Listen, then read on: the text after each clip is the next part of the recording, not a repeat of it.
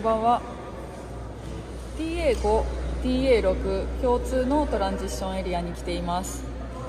TA3、4と同じように選手はここまで自転車で来て、でここからトレッキングに出発して、またここに帰ってきて、そしてまた自転車で出発していくという、そういう場所になります。ですのでご覧の通り自転車がたくさん置いてあります。この自転車は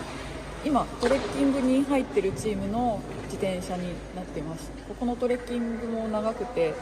早いチームでも10時間ぐらいかかるので結構大変だそうです。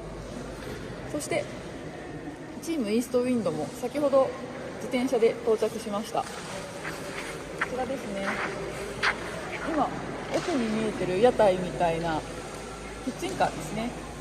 キッチンカーで食事が買えるので、その食事を買って食べています。このようにキッチンカーが出ることもあるんですが、主催者が温かいご飯を用意してくれることもあります。憩いの場所にもなってるんじゃないかなと思います。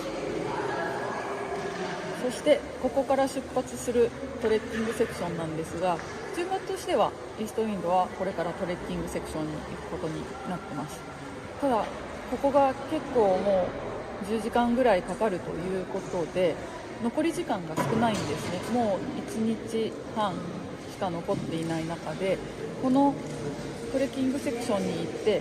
トップチームで10時間のコースを何時間かかるかっていうことと、自分たちが確実にゴールしたいっていうことを天秤にかけてどうするかという話し合いが行われています。この後のチームの判断を待ちたいと思います。